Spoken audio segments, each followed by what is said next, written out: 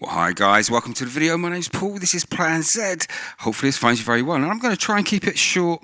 We're going to be going into ToneX, we're going to be going into the global settings, and we're coming along to the input trim. This is hotly debated. There's lots of debate. People are getting their knickers in a twist, some people being really nasty to other people online. So far, my quiet corner of the internet, no one really knows I'm here, so no one's really been an asshole to me yet.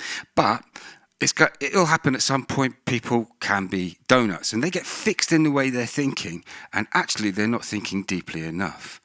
ToneX is a bit like a GT1000. It's very flexible and annoying at the same time. It does silly things like that, where when I'm talking to you, it takes me back to the main page and I've got to navigate back through. Just stay put. You're like a child that won't stay still. Now here, the input trim is set to 0. If I was making a capture using a computer and I had done a capture of my own amp using the software, I might want to reduce this input trim to match the input trim of what my capture was taken on.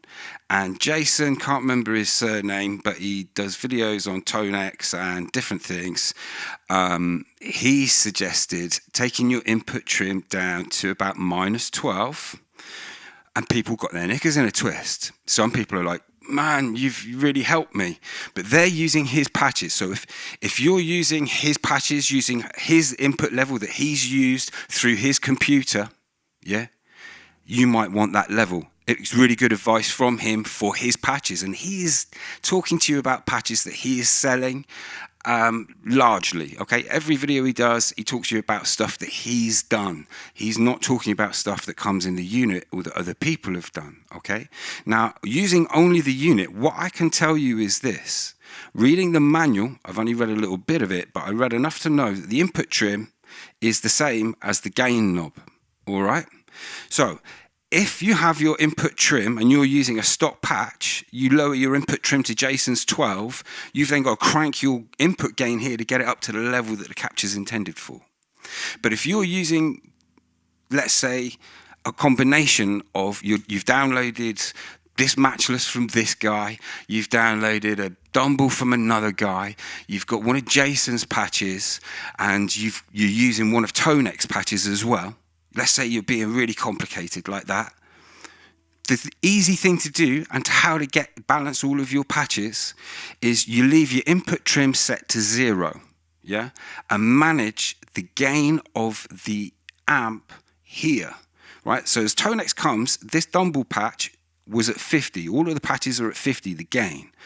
But with my trim pot, my input trim on 0, I found I needed to be around 35, and I find I hover between 35 and 37 depending on the model I'm working with. And the model I'm working with, the frequencies were taken by some guy sitting somewhere at a bloody computer, and none of the levels for any of these patches is the same. Some of them are, but some of them aren't. They're really wildly different. So what you need to do is balance the gain with, when you come into here, you've got model level, and here the model level, and here I found that I brought the gain down of the amp, the input gain. Remember, this gain here is an input gain as per the manual. That's not me making it up, it says it in the manual. And this here levels the patch, all right? Leave the input trim alone unless you're only using your own captures and you know it's set exactly as you've got it set. But if you don't know and you're using captures from loads of different places, you're going to need to, per patch, level the gain and the master level. Does that make sense? Remember to leave this volume knob here on 10 and check it's on 10 every time you're making these adjustments. It moves. The knobs aren't totally secure. Sometimes you let go and they move a couple of cents, okay? So, just wanted to give you that bit of information. I'm going to leave it short and sweet. Hopefully that was clear. If I went through it too quickly, let me know in the comments and I'll try to answer if it's not clear, but hopefully you understand the principle. I want to say it again to make sure it's clear, but then I feel like I might be repeating myself and doing your head in, so I'll just end the video there. Catch you later. Bye.